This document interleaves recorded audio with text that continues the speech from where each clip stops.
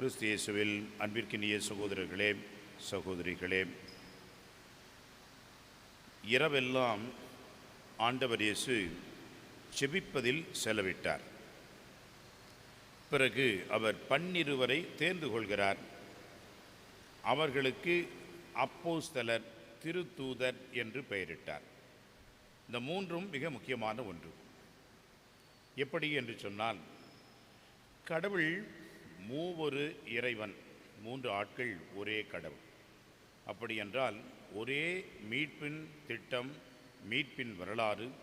ஆனால் 3 நிலைகளிலே கடவுள் மூவொரு கடவுளாக செயல்படுகின்றார். இரவெல்லாம் செபிப்பதிலே ஆண்டவர் ஒரு மலைக்கு சென்று இறைவேண்டல் செய்வதிலே நிலைத்திருந்தார். அவர் யாரிடம் ஜெபித்தார்? தந்தை கடவுளிடம் ஜெபித்தார். தன்னை அனுப்பிய அந்த தந்தையிடம் வேண்டினார். எனவே தந்தை கடவுள் இங்கே செயல்படுகிறார். தந்தை கடவுளுடைய விருப்பத்திற்கு ஏற்றபடி இங்கே அவருடைய மீட்பு திட்டம் நடைபெறுகிறது என்பதை நாம் உணர்கிறோம். அதன் பிறகு ஆண்டவர் இயேசு என்ன செய்கிறார் பாருங்கள். தம் சீடர்களை அவர் கூப்பிட்டு 12 அவர்களிடமிருந்து அவர்கள் வழியாக பிரதிநிதிகளாக தேர்ந்தெடுத்து கொள்கின்றார். அந்த சீடர்களிடமிருந்து 12 சீடர்களை அவர் சிறப்பாக தேர்ந்தெடுத்து அவர்களுக்கு திருத்தூதர் என்று பெயரிட்டார். இப்பொழுது சீடர்களாக இருக்கின்றவர்கள் திருத்தூதர்களாக மாறுகிறார்கள். இந்த திருத்தூதர்கள் என்ன செய்கின்றார்கள் என்று சொன்னால், பிணிகளை நீக்கி, நோய் நொடிகளை நீக்கி, பேய்களை ஓட்டி மக்கள் அனைவருக்கும் நற்செய்தியை அறிவிக்கின்றார்கள். இந்த ஒரு அலுவலை, இந்த ஒரு பணியை செய்வதற்கு உதவியாக இருக்கின்றவர் தூய ஆவியானவர். எனவே தந்தை கடவுள் அவருக்கு முழுமையாக துணையாக இருந்தார். ஆண்டவர் இயேசு அவர்களை அழைத்தார், திருத்தூதர் என்று பெயரிட்டார். இந்த திருத்தூதர் என்ற நிலையிலே வாழ்வதற்கு தூய ஆவியானவர் தொடக்க நிலையிலிருந்து அவர்களுக்கு துணையாக இருந்தார். இந்த மூவொரு கடவுளுடைய செயல்பாட்டை நாம் இங்கே பார்க்கின்றோம். எனவே அன்புக்குரியவர்களே, அதேபோன்று சீடர்களுடைய வாழ்விலேயும் பாருங்கள். ஆண்டவர் இயேசு ஏதோ ஏனோ தானோ என்று சீட்டு குலுக்கி போட்டு ஆட்களை தேர்ந்தெடுக்கவில்லை, அல்லது விருப்பு வெறுப்பிற்கு உட்பட்டு அவர்களை தேர்ந்தெடுக்கவில்லை, அல்லது எந்த ஒரு சார்பாகவும் சார்ந்து தனது ஊர், குலம், தனது சொந்த பந்தம், தன்னுடைய குடும்பம் என்றெல்லாம் நினைத்து ஆண்டவர் யாரையும் தேர்ந்தெடுக்கவில்லை. மாறாக இறைவனுடைய திருவுளம் எதுவோ, தந்தையினுடைய விருப்பம் எதுவோ, அந்த செபத்தில் அவர் செலவிட்டதனுடைய பலனாக, வெளிப்பாடாக இந்த 12 பேரையும் தேர்ந்தெடுத்து கொள்கின்றார். ஏன் 12 பேர் என்று சொன்னால், பழைய ஏற்பாட்டிலே இஸ்ராயல் மக்கள் 12 கோத்திரங்களாக இருந்தார்கள்.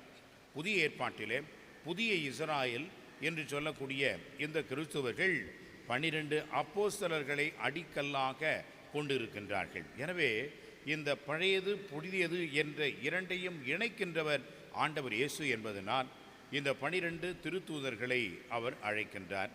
அவர்களுக்கு திருத்தூதர்கள் என்ற பெயரை கொடுக்கின்றார்.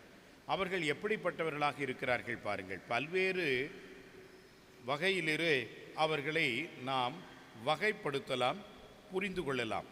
முதலிலே மீனவர்கள். அந்த மீனவர்கள் மீன் பிடித்து கொண்டு வலைகளை வீசிக்கொண்டிருக்கின்ற, வலைகளை பழுது பார்த்து கொண்டிருக்கின்ற அலுவல்களிலே இருக்கின்ற பொழுது என்னை பின் சென்று வாருங்கள் என்று ஆண்டவர் அழைக்கின்றார். மத்தேயு போன்ற நற்செய்தியாளர்களையும் திருத்தூதர்களையும் ஆண்டவர் எங்கே அழைக்கின்றார்? சுங்கத்துறையிலே அழைக்கின்றார். அது ஒரு பாவமான இடம். எந்த அளவுக்கு என்று சொன்னால், விபச்சாரிகளையும் ஆயக்காரர்களையும் பாவிகள் என்று ஒரு சேர கட்டி அவர்கள் நினைத்தார்கள். அந்த வகையிலே அதுபோன்ற இடத்திலிருந்து ஆண்டவர் அதுபோன்ற திருத்தூதர்களை தனது சீடர்களாக அழைக்கின்றார். ஏன்? இன்னொருவர் இருக்கின்றார். அவர் தீவிரவாதி என்ற ஒரு பெயரையே பெற்றிருக்கின்றார், சீமோன். அவரையும் ஆண்டவர் அழைக்கின்றார். இன்னும் சிறப்பாக விதத்திலே யூதாஸ் காட்டி கொடுக்க போகிறான் என்றும் தெரிந்தும் கூட அந்த யூதாஸை ஆண்டவர் அழைக்கின்றார். எனவே இந்த திருத்தூதர்களுடைய கூட்டத்திற்குள்ளாகவே ஒருவர் காட்டி கொடுக்கின்றார், ஒருவர் ஓடி போகின்றார், ஒருவர் எந்த தகுதியும் இல்லாதவராக இருக்கின்றார், ஒருவர் எந்த வலப்பக்கம் கிடைக்குமா இடப்பக்கம் கிடைக்குமா என்றெல்லாம் எதிர்பார்க்கின்றார். இப்படி பலதரப்பட்ட மனநிலைகள், பலதரப்பட்ட பல்வேறு இடங்களிலிருந்து வந்தவர்கள் என்று ஒரு சேர இணைத்து அந்த 12 பேரையும் அழைக்கின்றார். அன்புக்குரியவர்களே, இந்த சீடர்கள் இப்பொழுது என்னவாக போகிறார்கள்? திருத்தூதர்களாக, அப்போஸ்தலர்களாக அவர்கள் ஆகப் போகிறார்கள். அப்போஸ்தலர்கள் என்று சொன்னால் அனுப்பப்படுகின்றவர்கள். யாரால் அனுப்பப்படுகின்றவர்கள்? இறைவனால், இயேசுவால் அனுப்பப்படுகின்றவர்கள். யாருடைய பெயரால் அவர்கள் அனுப்பப்படுகிறார்கள்? இயேசுவின் பெயரால் அனுப்பப்படுகிறார்கள். யாருடைய வேலையை அவர்கள் செய்ய வேண்டும்? இயேசுவினுடைய வேலையை செய்ய வேண்டும். எனவே இயேசுவின் பெயரால், இயேசுவின் வேலையை இயேசுவால் அனுப்பப்பட்டு செய்கின்றவர்கள் தான் அப்போஸ்தலர்கள். எனவே அன்புக்குரியவர்களே, சாதாரணமாக இருந்தவர்கள் சீடர்களாக வருகிறார்கள், சீடர்களாக இருந்தவர்கள் திருத்தூதர்களாக வருகிறார்கள். இந்த ஒரு மாற்றத்தையும் நாம் பார்க்கின்றோம். எனவே நாம் அனைவரும் திருமுழுக்கு என்னும் அருட்சாதனத்தின் வழியாக தேர்ந்தெடுக்கப்பட்டவர்களாக இருக்கிறோம். திருமணம் அல்லது துறவரம் என்ற வகையிலே நாம் அவர்களை போன்று நற்செய்திக்காக வாழ்வதற்காக அழைக்கப்பட்டிருக்கின்றோம், அனுப்பப்பட்டிருக்கின்றோம் என்பதை உணர்ந்தோம் என்றால் நாமும் இந்த வரிசையிலே இந்த ஒரு பணியையும் வாழ்வையும் செய்ய கடமைப்பட்டிருக்கின்றோம் என்பதை உணர்ந்து கொள்ள வேண்டும்.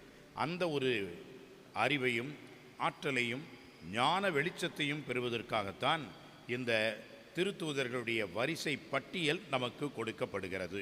எனவே அன்புக்குரியவர்களே, இறைவனால் நாம் அழைக்கப்பட்டிருக்கின்றோம் என்பதை உணர்வோம். ஒவ்வொருவரும் நாம் தேர்ந்தெடுக்கப்பட்டவர்களாக இருக்கிறோம், கிறிஸ்தவர்கள் என்ற பெயர் பெறுகிறோம் என்பதை நினைவு கூறுவோம். நாம் அனுப்பப்படுகின்றோம் இந்த நற்செய்தியை அறிவிக்க என்பதை உணர்ந்து இந்த பணியை செய்ய ஆற்றலுடன் வாழ இறையருளை வேண்டி இந்த திருப்பலியிலே நாம் சிறப்பாக செபிப்போம். ஆமென்.